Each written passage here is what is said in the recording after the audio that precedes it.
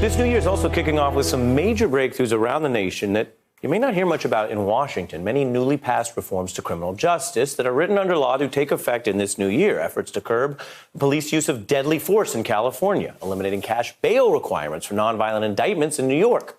Now, both of those reforms target systemic racism in criminal justice, which is especially acute for the nearly 500,000 Americans locked up for just drug offenses.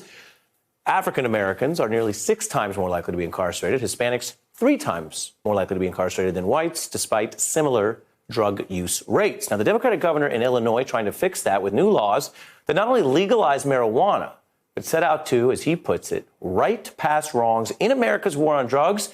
And get this, have you heard about this? Newly pardoning over 11,000 people for past marijuana convictions. The war on cannabis has destroyed families.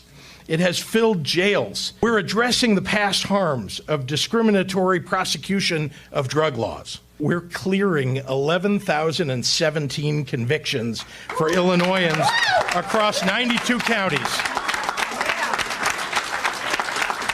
A major development. I'm joined now by New Yorker staff writer Jelani Cobb, a professor at Columbia University School of Journalism and an MSNBC political analyst now. Great to have you.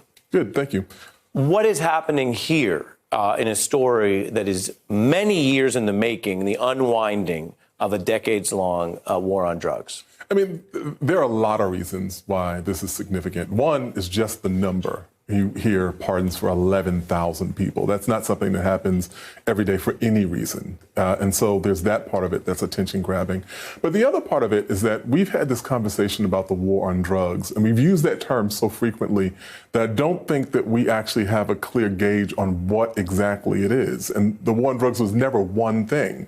We're kind of multiple layers of it. There's a federal layer of it. There's a municipal layer of it. There's a statewide layer. There's the legislative part, the prosecutorial part, the police enforcement part of it. And so we've seen some progress in the last few years in the Holder DOJ around sentencing disparities for powdered cocaine and crack cocaine. We've seen the First Step Act and all these things happening on the federal level.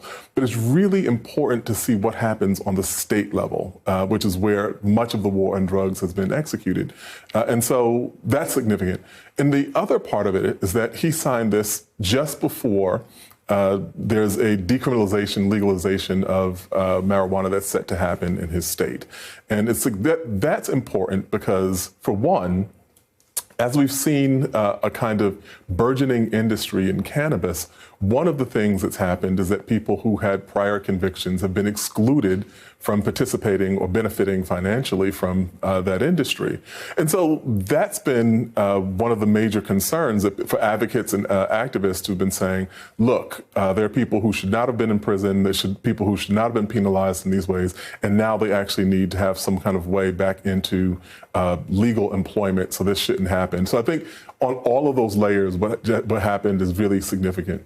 Yeah, and it also goes to something about the way the law operates as a force that can legitimize or delegitimize. Right. And when you look at the history of this country and the new Jim Crow and many of the issues that you write about that we've covered, you're also talking about the use and abuse of the law against the poor and largely often black and brown people. Right. I say that with regard to John Boehner. We put something together for your analysis, which is when he was wielding political power, he was talking about building more prisons, tougher penalties.